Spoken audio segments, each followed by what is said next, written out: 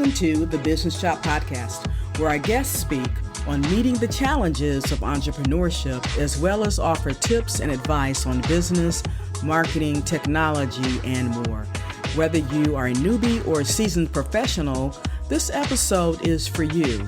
I am your host, Audrey Wiggins. Let's chop it up. Hello, Chop Squad. It's great to be with you again. I'm your host, Audrey Wiggins, also known as the Tech Diva. And as usual, I'm excited for our guest today. Her name is Lori Saitz. And Lori is coming to us from Virginia. Excited about having our Southern person with us today. My parents are from the South, and so I'm excited to always entertain that region. Now, Lori started her business in 2003, so 2003, the Zen Rabbit Baking Company. And very interesting background. We're going to learn more about Lori. She's actually has 25 plus years in marketing and corporate communications. And she's worked on air for Metro and a couple radio stations in South Florida. So she'll tell us more about that on the other side of this message. What will your business look like on January 1st, 2025? Join us for 60 Days to Success. It's the Elevating You Entrepreneur Business Summit, November 2nd, 2024. Visit bit.ly/elevatingyou fourth quarter 2024. That's bit.ly/elevatingyou, the letter U, the number 4, TH quarter 2024. Lori, welcome to the Business Shop. Thanks so much for having me. I'm excited to be here. Yes, absolutely. There are a couple of fun things and I always like to get into, always like to share with us. So is there something fun you want to share with us today? Something fun. Well, I've spent almost the entire past year cat sitting, house and cat sitting. So I gave up my apartment last year and have been house and cat sitting mostly through the southeast part of the United States for the past year. Wow. It's different. So exactly. So it's like Thelma and Louise and stuff, the cats are on your shoulders, you're driving across country. That's right. In fact, there would be a cat on my shoulder right now, but I closed the door so she couldn't come in. Because, I could probably hear now scratching out there. Let me in. Yeah, it hasn't started yet. Oh, nosy, want to see what you're doing. It's almost like when I get in the elevator and, there's somebody with, if they're a dog, they always want to come sniff up on you. I'm like, hi, nosy, what do you want? Exactly. Oh my goodness. Yeah. But I love that. That's crazy. You took that road trip as more of a sabbatical. Now tell us about that, aside from the cats. Oh, well, the sabbatical road trip was just for 1 month. Mm-hmm. And it was 2 years ago. So that was kind of like the predecessor to what I'm doing now and taking off a whole year. Mm-hmm. But at that time I had my own cat and she was 19 years old and there wasn't anybody I could leave her with. She had kidney disease. She needed subcutaneous fluids twice a week. So I had to take her with me and we had the best time. It was the trip of a lifetime for both of us. Okay. And yeah, we didn't go anywhere too exciting. Like, again, it was a road trip. We stopped and visited some friends along the way and ended up in Anna Maria Island on the west coast of Florida, the Gulf Coast. And it was fantastic. But I did that trip because, I'm the one who's always talking about how to stay calm and grounded and maintain your peace of mind no matter what. And I had reached a place where I had maybe lost touch with my gratitude and was feeling overwhelmed and stressed out. And it was August of that year. And I was just like, I can't do this anymore. Looking back at my calendar for the previous 8 months just stressed me out just to look at the calendar, not even just live it again. Right. And I didn't know what else to do. I was like, I'm just done. And I took off that entire month and didn't work and just kind of found fun things to do. Like I said, we went and visited friends. Mm-hmm. And the interesting thing was that two of the biggest business opportunities that ever crossed my plate came during that month. Wow. Now, how did what happened with that? Well, I think it was just a matter of that kind of letting go Mhm. You know, you've heard the phrase probably let go and let God. And Yes. I just heard, actually, I think it was in Will Smith's book I just finished reading. Will, he says the piece of that people don't add on to it, but that he added on was let go and let God work. Is Like, that let God do the work instead of us just trying to always make things happen. We I can't know that's make my things favorite happen. phrase. Make something happen. Yeah. And we can take steps, of course. We have to take actions. Yes. At the same time, we have to take inspired action. And in order to take inspired action, you have to step back and go, okay, see it in your mind. How do I want this to play out? How would I like to see this?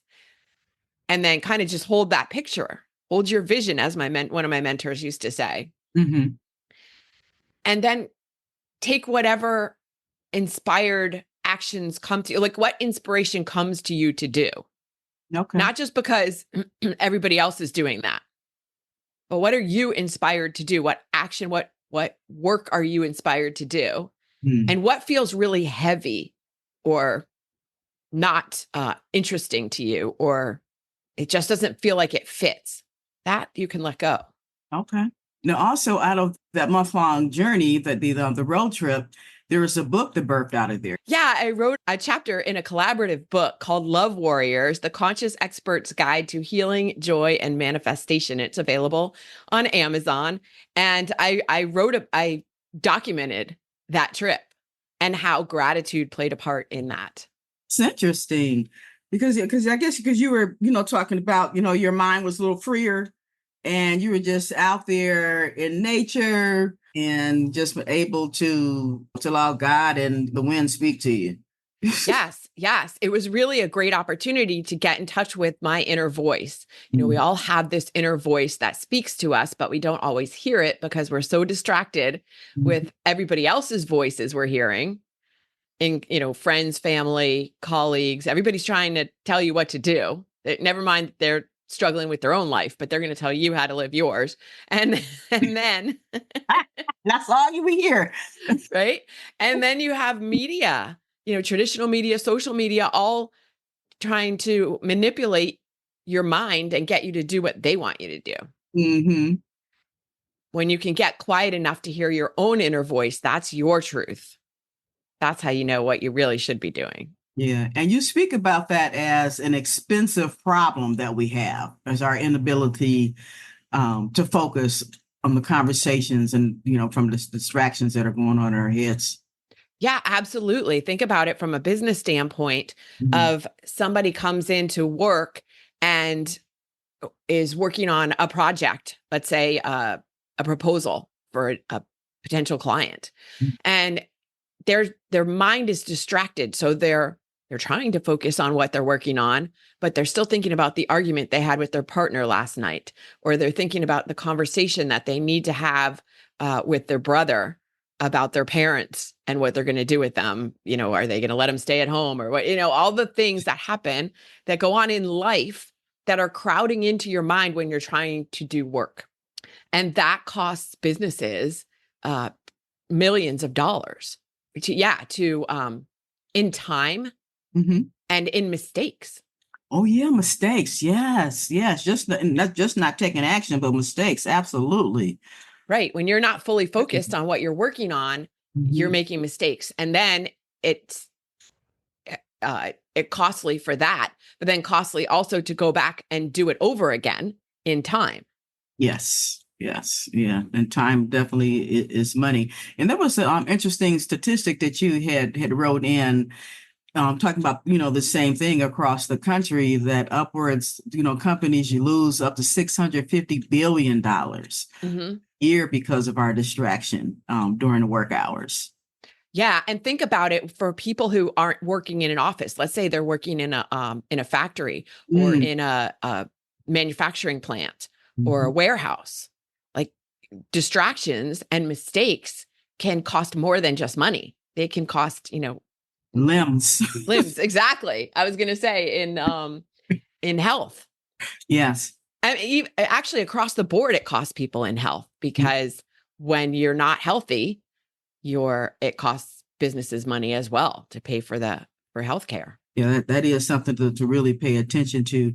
Lori, you talk about finding courage to do things that many people want to do but are afraid to do, and then inspire and encourage us to take leaps maybe that we need to do. Mm-hmm. Can you address that more?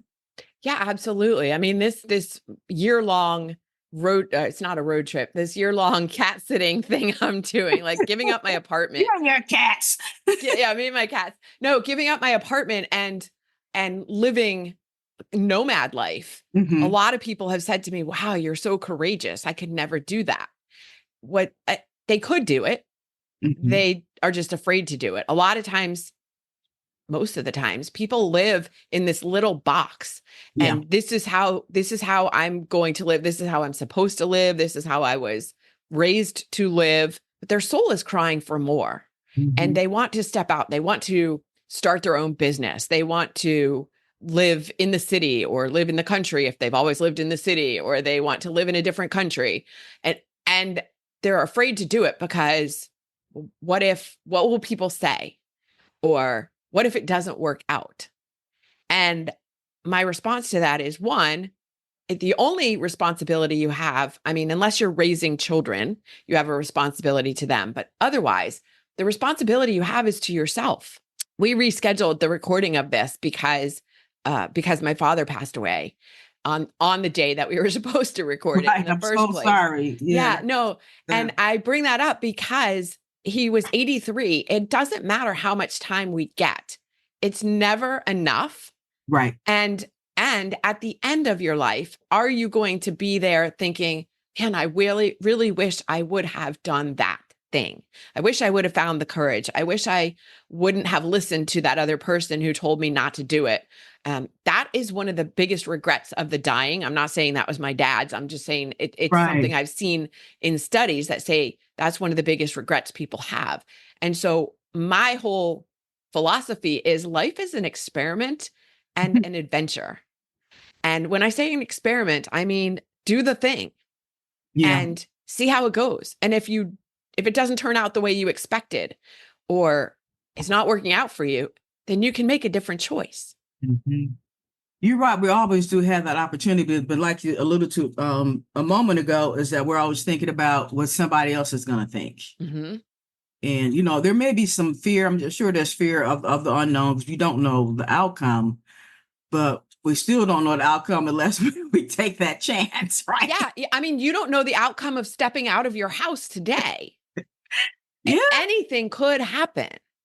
And so this is where it's about, we talked a little bit about letting go of control. Mm-hmm. Well, here's where we are taking a little bit of the control back and saying, this is how I am going to live my life. Knock out your competition with Altogether Marketing. We elevate your brand. Take a stance with your business name, logo, the tagline, your colors, even the fonts for your business. And then jab left with your website, jab right with core values. Back up with product experience and bring it on with you. Visit altogether.biz and let us help you create a knockout brand. And doing the thing. And yes, there's fear, and courage could be described as feeling that fear and doing it anyway. We're not saying jump, step in front of a moving bus. We're saying take some action that will bring life to your soul. Well, how do you help one do that? There are a couple of ways, but one of the ways that I find one of the most valuable ways to do that is I've talked a little bit about getting in touch with that inner voice of yours. And what is it telling you to do? What is it inspiring you to do? And one of the best ways to hear that inner voice is to practice grounding, calming exercises. So some people refer to meditation, and a lot of times people are like, oh yeah, a meditation. I tried that. I'm not good at it. So let's step back and call them grounding exercises, which could be as simple as breathing. Now, I'm going to presume that your listeners are breathing, and yes. However, most people, especially when they're stressed, and most people are stressed a lot of their life, are breathing very shallowly. Like Mm. they're breathing, but they're not taking really deep breaths all the way in, all the way down to your abdomen. Yeah. If you look at how babies breathe, they breathe from their abdomen. They're taking full breaths. And so this is a reminder to step back and focus on your breath. Let's do for 2 minutes, let's say, and Mhm. focus on really breathing in deeply, deeply. Put a hand on your abdomen, maybe, and another one on your chest, and feel the air coming in and breathing all the way down to your abdomen, and then holding it for a second and then letting it go. And as you let it go, let your neck relax, let your shoulders fall away from your ears, let your face, just your jaw unclench. Feel that relaxation in your hands, your arms, and focus on the breathing for 2 minutes, 90 seconds to 2 minutes, and just feel that air coming in, going out. Thoughts are going to come into your head and try to take your attention away. And you can just say, oh, I see you, thought. Hang on. I'm doing this now. And just acknowledge it and let it go and focus on your breathing. Something as simple as that can help you get in touch with that inner voice, can help you clear those thoughts. Most of those thoughts that you're having running through your head are not your own thoughts. They're the thoughts of other people trying to influence you. Like you're remembering, like, oh yeah, my mom used to say that, or that the voices that you hear in your head are not necessarily your own, especially if they're not kind. Yes. Yes. The unkind voices are not yours. That's interesting. As you were talking to us, I started, let me just practice and Yeah. take some deep breaths. I was frazzled before we started our Right. conversation. And so Yeah. doing this before you go into some activity in the morning, before you get out of bed, to set Mhm. the tone for your day. You could do a full meditation, and that's a whole other topic we could get into or not, but meditation doesn't have to be a long thing. You could do a 5-minute meditation, just ground yourself, Mhm. just that breathing, a guided meditation perhaps, Yeah. just to set the intention for your day. And when you start doing that, you start hearing more of that inspired voice inside of you. You're giving it an opportunity to come out. It could be, a lot of people could refer to it as intuition. Mhm. And you start hearing, oh, okay, all right.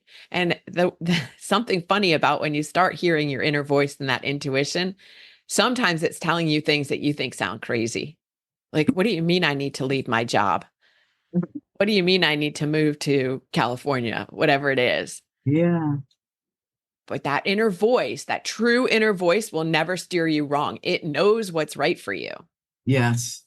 Yeah, we're right. We have to trust that. And then just you taking that month-long trip, and that's inspiring in and of itself. And sometimes we get a chance to start over again. We need to, take some, safe, changes. I mean, Yep. chances rather, and just go for it. And so what would be some of the questions that we should tick off, as to say why we should do it, or Yeah, whatever that it is? Yeah. it's like hitting the reset button. You know how sometimes your phone starts going crazy and you just need to reboot it. Your computer, Yeah. your phone, whatever. It's the same thing with us. We treat ourselves as computers, even though we're not. Yeah. And it's a matter of rebooting. And so you could even potentially live a sabbatical life. I actually have a guide on my website that's free to download, the starting to live a sabbatical life without having to take a month long or a year long or even a week long sabbatical. And it involves allowing yourself to turn off Okay. during the day, allowing yourself to shut your computer, not your physical computer, your mental computer off, and do something relaxing.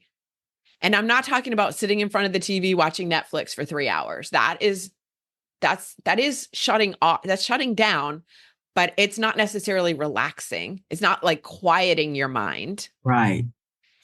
Quieting your mind is putting your electronics away and maybe going for a walk in nature, or doing a meditation, or baking if that's something that lights you up and brings you joy. Some people find that stressful, but if it's something that you enjoy, playing with kids, reading, things that give you that opportunity to just turn the volume down a bit. I like that. And sometimes it's like, what holds us back from doing that? Are we, do we think we don't have time? Do we think, I don't want to get involved? I don't know. What keeps us from taking those 5 minutes?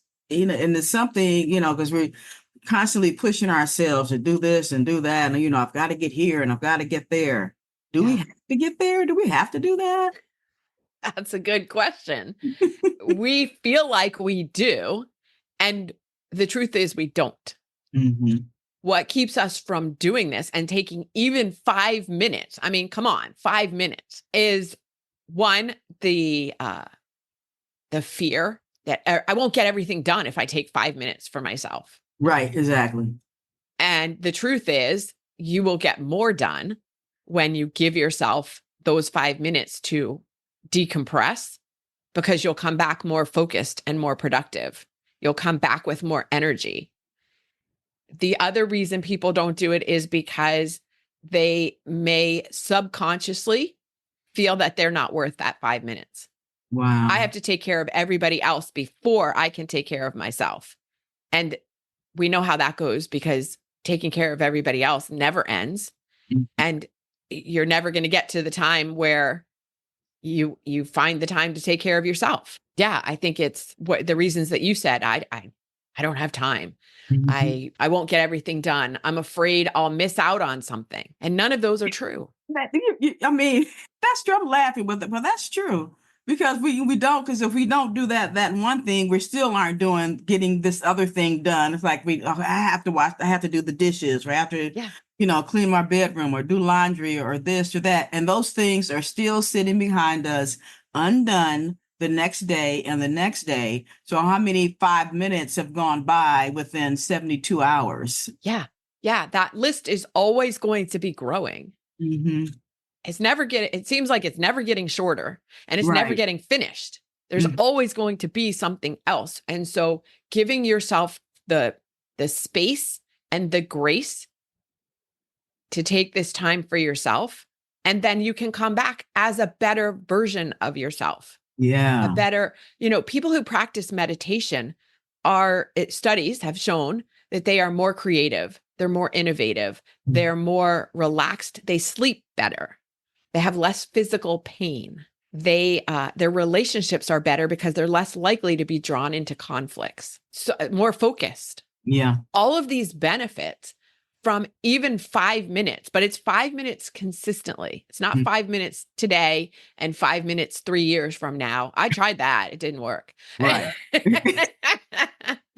It's about being consistent every single day and giving yourself a little bit of space. Yeah. So is that why, and can sleep be a form of meditation? Because it's like when you first wake up in the morning, then there's creative juices or things come to your mind. And if you're smart, and sometimes we don't do it because we say, I'm going to remember that. And once we get up and go on about our day, it never comes back to you. To me, I always say it went to somebody else, so to speak. But, sometimes writings or sayings would come to me. And I used to, before we had like the notepads and we can talk into our phones, there would always be paper and a pen or a pencil next to my bed. And I would in the dark, because I can't see, my glasses are thick as your, this water jug. And so I would just reach over and I would just start writing very meticulously or intentionally, so I would get to the next line of somebody writing over. And I think that's weird. And when you wake up, sometimes it's hard to speak, to be audible. And I always have to force myself to say, Siri, take a note. And my mouth is moving real because it's so hard to talk in the morning. Yes. But outside of that, that would be like our inherent practice. So, but what you're talking about though is even if it's that time of day, to sit up and really take those consciously, intentionally take those 5 minutes. Yes. And so sleep is not a form of meditation. However, what you're talking about is that alpha brainwave state. And that alpha brainwave state is that time in between sleep and awake. You're not fully awake yet, but you're not sleeping. And that is exactly where you want your mind to be when you're meditating. That is the meditative state. And so catching yourself in that state and writing stuff down or, giving Siri a note, like that is the best time to capture that. What happens though, a lot of times with people is their alarm goes off, they wake up, they grab the phone and they look at their emails. Yeah. No, stop doing that. Help yourself to set yourself up for a better day. Because then you're setting yourself up for frantic and unfocused and stress. So give yourself those 5 or 10 minutes when you first wake up to kind of bask in that time, whether you've got ideas coming to you or not, to just be in that time, to breathe, to focus. How would you like your day to go? Visualize. How would you like your day to go? How would you like to feel? If you can't necessarily visualize, oh, I want this to happen first and then this and that, but how would you like to feel? I would like to feel loved and appreciated and calm and how would you like to go through your day? And so feel that first thing before you wake up. And then maybe stretch a little bit, do some breathing like we talked about, and then get out of bed. Okay. Just give yourself the grace of those 5 or 10 minutes. Nobody knows exactly what time you wake up. So they're not expecting you to respond to their email as soon as your eyes open. Right. Don't know when that is. They're probably set yourself up somewhere meditating themselves, right? Exactly. Well, some of the highest performing business leaders in the world talk about how their meditation practice contributes to their success. We were talking about people like Oprah Winfrey and Ariana Huffington, Bill Ford, chairman of Ford Motor Company, Richard Branson, chairman of Virgin. Yeah. All the Virgin All stuff. the virgins. Yeah. All the Virgin stuff.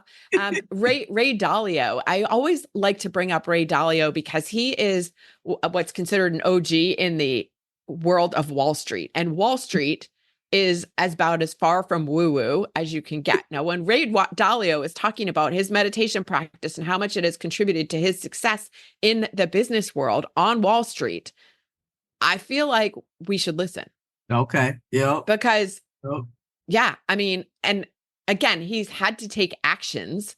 It's not about just sitting and meditating. However, the meditation practice allows him to make better decisions, to be more focused, to be more productive, to be more intentional in the actions that he is taking. And I mention that because these are some of the highest performing business leaders, most successful business leaders. If they're doing it and you would like to be successful, why aren't you doing it? Wow. That is an awesome place to start. You've given us some great nuggets and huge nuggets, I should say, some boulders of expression and things that we need to really take heed of. And what's your website, Lori, and how can we get in touch with you? Yeah, my website is Zen Rabbit, Zen Rabbit, zenrabbit.com. My company is called Zen Rabbit. So the website is zenrabbit.com. And you can go there and find, there's a 5 easy ways to start living the sabbatical life guide. Oh, yeah, that's what you were talking about. Yeah. Yeah. And then I can also share a link for a free 6-minute gratitude meditation. Okay. Guided gratitude meditation. Yeah. And, and we don't take enough time to be grateful. And there's so much we can be grateful for. Sometimes we think about the big things and we complain about this, complain about that, and this person's getting on my nerves and blah, blah, blah. But it's, as we sit there in our, in our apartments or our nice homes, and you look out and you can see nature. You gotta be grateful for even that. I mean, that is huge to be able to look out and see that, especially in the times in which you live in. Some people don't have any windows anymore to look out because they were blown out. So really, we have to be more grateful.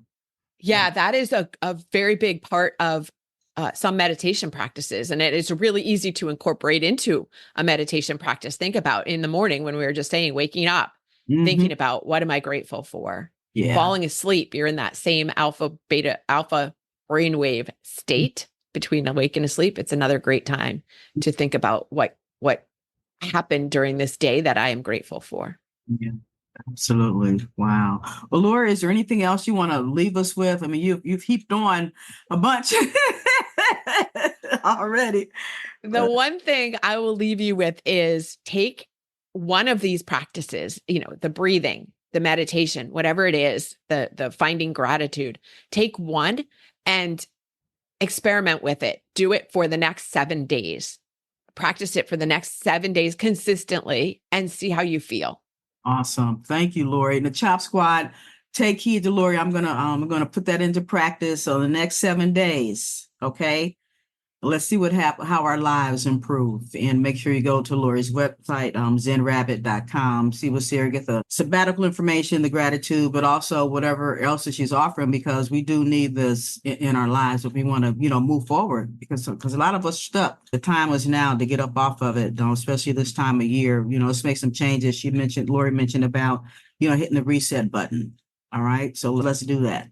All right. So I'll see you guys next week. Thank you for listening to The Business Shop. We hope that you were able to glean valuable information from our guests and that you will download and share this podcast. Your rating and review is much appreciated. To go deeper with our guests, please visit their website and social channels. To learn more about us, please visit businessshop.info or altogether.biz, where we will help you expand your brand.